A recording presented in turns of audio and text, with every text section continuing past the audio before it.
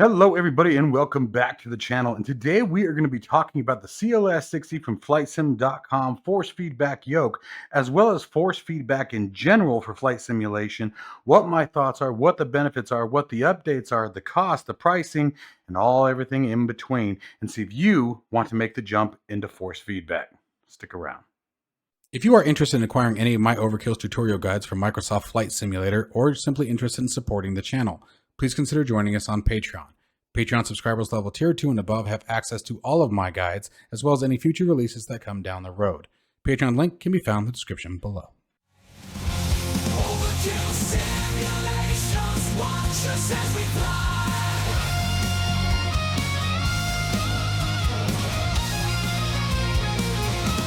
Overkill simulations, a thrill will never die. All right, guys, so real quick, just a quick overview of the CLS-60. The CLS-60 is a force feedback yoke from Flitesim.com that launched late June of this year.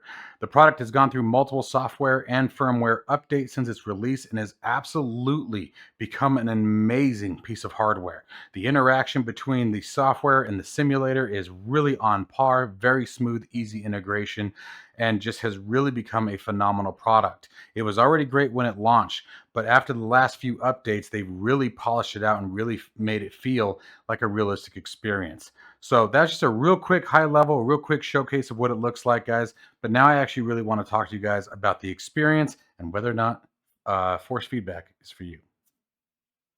All right, guys, so now let's get into the nitty gritty of it. First off, for those of you who may not know, I know I didn't know when I first heard the words, what is force feedback?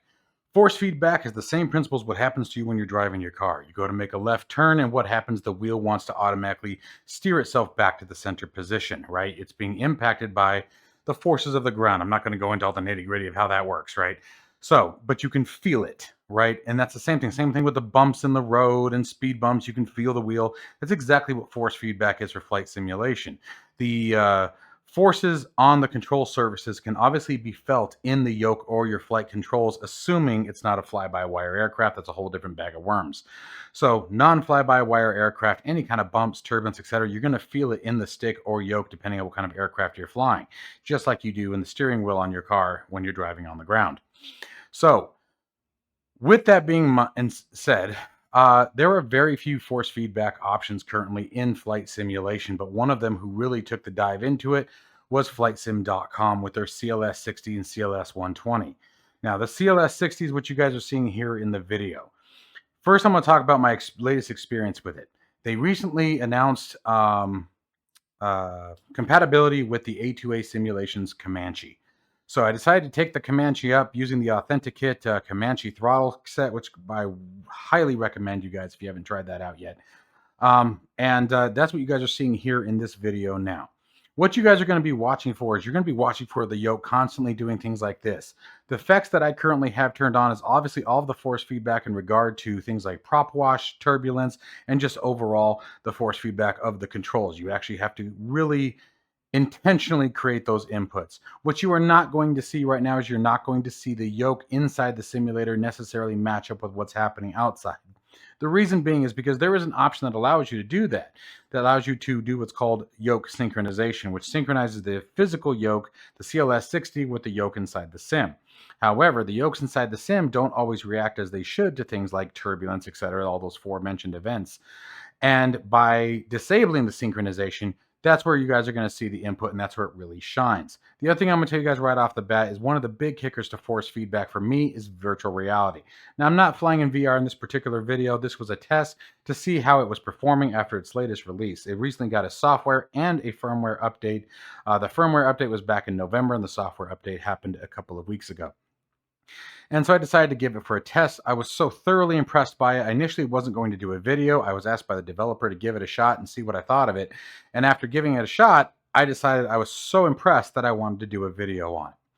Force feedback is always going to be much more expensive than what you're probably going to find outside of force feedback. Not 100% true. There are certainly some high quality flight simulation products that are far more expensive, but they definitely come up there. I believe this one's sitting right around $1,000 US after shipping tax, all that good jazz. But a link to this product will be down in the description below if you guys are interested. What does force feedback bring? Force feedback brings a much more, uh, a, a much higher intensity of flight simulation if the aircraft or the simulator is truly supporting it as well. Here's the catch to that. So first, let's talk about the intensity. That's the intensity. You're going to be fighting it, especially here in Tucson, as you guys are seeing here in the video. You're seeing the yoke there moving like crazy. Right now, the Tucson weather is pretty crappy. The winds are extremely high right now, and probably I would not be surprised if they are actually outside the limits of where a Comanche should be taking off in. If not, I guarantee it's close. I didn't actually look at the MEDAR. I should have, just so for you guys information, but I'll tell you that the winds are extremely high. And so you guys are going to see a lot of violent activity probably happening inside the cockpit here in a minute. The cool part was that intensity and that severity of flight stability, I should say, or instability, I felt in the yoke. And at multiple times, the aircraft would jerk really hard and the yoke would really come out and I'd really have to fight it to bring it back in. It was much more what you see like in a real YouTube video or something like that of someone flying the real aircraft, where you see them in a windy situation. Like, the best way to describe it is like most common videos that we see are someone like flying in like on a 737, where the pilots are really just constantly in and out, just constantly fighting that bad weather. When we see those videos, that's what I was experiencing here. And honestly, I should be. Like I said, the weather outside right now is not good. It's not a calm day that you would want to go flying. Like I said, the winds are very high. And the temperature is rather high still too, so you're going to get the turbulence and the thermals on top of it. So anyway, with that being said, the catch to force feedback is that it's not just even dependent on the simulator, but also dependent on the aircraft itself. A2A Comanche, its specific integration is very awesome because, as you guys know, it uses its own software to sort of generate all of those effects that we're going to feel inside the cockpit. So there are some aircraft that are going to perform better than other, and I see the same thing with, like, for example, the AB9 from Moza in like DCS world. Some aircraft were absolutely fantastic and others were kind of lacking, right? So it really depends on the telemetry that's being delivered to the software and where that telemetry is coming from and how it's being generated. So with that in mind, force feedback, as I said earlier, is a really expensive thing to get into for the most part. I don't know of any cheap or budget force feedback pieces of hardware. The other catch to it, as you guys can see with the CLS-60, it is very big. It is very bulky. You're not usually going to find something. This is just the base for the flight stick from the Moza AB9 force feedback. This is the force feedback base. The flight sticks are actually over here in a box. Okay, so it's really one of those things that there's a lot of downsides to it. It's expensive to get into. The stuff is usually very big and bulky. It requires a lot of space for those motors. But the immersion is absolutely off the scales. I was so blown away by how well this one flew here. You guys can tell where the video is. It's a massive, massive game changer if you're in the right aircraft and if you're looking for that kind of intensity. I will say that there are times where it becomes very frustrating. It is hard. That's one of the things people used to say about the A2A Comanche. I remember reading a lot of comments where it's not supposed to be that hard. It's not really this hard. Yes, it is. I have not flown in a Comanche, but I have flown low wing before in rather less than pleasant air conditions or flight conditions. And let's just say I was very happy to get on the ground. It was a rather terrifying experience, to be honest with you. And especially since I wasn't the one flying, it makes it even worse when you're not even up front. Anyway, I digress. So when you have a situation like that, one of the really cool things, even as I was just navigating through here and fighting the winds and fighting the turbulence, it was really fun. It was a far better experience than what I normally experience. If it wasn't so big and bulky, it would be permanently on the cockpit. Now, what I am thinking about doing this, for example, and you guys are going to see a follow-up to this video, hopefully after the weekend, is I'm going to be mounting the CLS-60 over to my DOF Reality H3, the motion simulator. So we're going to add force feedback with motion simulation inside of virtual reality, hopefully creating the ultimate experience for flight simulation. The only thing that would be missing is force feedback rudder pedals, and all I can tell you on that is stay tuned. So it really depends on how far you want to go. But I will tell you right now that if you're on the fence about it, you have your pros and cons. The cons to it are, again, breaking it down very succinctly, the cons are it's expensive to get into. Not all of your simulators or aircraft are going to give you the same performance. You're not always going to get the same telemetry, and the telemetry is the key part with any force feedback software. What telemetry is the force feedback software getting so it can generate the correct amount of force feedback? The pros to it are, with the software, for the most part, you can create those situations all on your own. If it's not already there, you can fake it, if you will, with a lot of the software settings. So it gives you that option as well. Trim. One of the really coolest part is probably the biggest pro, as silly as this sounds, but bear with me.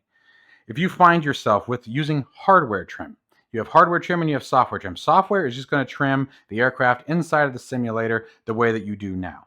Hardware trim is going to trim the physical yoke. So if you find yourself on a back pressure trying to maintain that nose up, you simply trim until you no longer, with your physical hands, until you no longer have to maintain that same amount of pressure. Okay, so again, creating that extremely realistic experience, and it makes it much easier to trim the aircraft because you're feeling when to let go of the yoke. You're feeling where you want to trim it. Again, same thing with even right down to the taxi and the engine roll. As you increase power on your engine roll, you're going to feel that vibration continue, really increase. Aircraft like the Cessna 172, the yoke is going to be very far forward while on the ground. As speed continues and you start getting enough air flow underneath the control surfaces, it's going to relieve that tension off the yoke and it's going to pull it back up to its center position, just like it does in the real world. So there are a ton of benefits to it. But there's also the same amount of cons. Sometimes the cons will be, again, going back to compatibility. Sometimes you're waiting a while before, a specific aircraft gets the compatibility that you're looking for. And it may not always happen. But that's where, again, the softwares usually, even with the Moza AB9, usually the software itself you can use to sort of tweak it and bend it around to give you the experience that you're still looking for. Maybe not quite on point, but close. So obviously the fact that I had to restart the flight video is it time for me to start wrapping this up. So as we're coming into the holidays, you guys, and we're coming near Christmas here, I know that a lot of people are spending money on gifts and they're trying to find the best thing for you, and you're trying to save money and maybe plan what you're doing for the future in regard to your flight simulation experience. So I wanted to take this chance to sort of talk about the force feedback, the pros and cons to it, and whether or not it was worth it for you. I will also say that there are plenty of times where force feedback, because of lack of compatibility, can also be a real pain in the butt. Again, going back to DCS World for a second with the AB9, there were a couple of aircraft where I just flat out disabled the force feedback, but that's the other pro. The nice thing about it is if you're in a situation where the force feedback just isn't fun, you're not enjoying it, you can disable the force feedback and still use the hardware. So if I didn't want to use the force feedback at all, I could simply disable it and still the yoke would work as any other yoke would. It just wouldn't have that force feedback that we were looking for. So you have that advantage as well.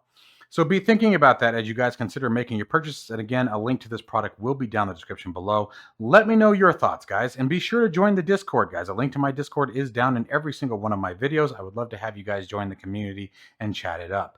You guys can feel free to reach out to me direct. I'm usually pretty good about responding on Discord. That's probably the best way to reach me, to be quite frank.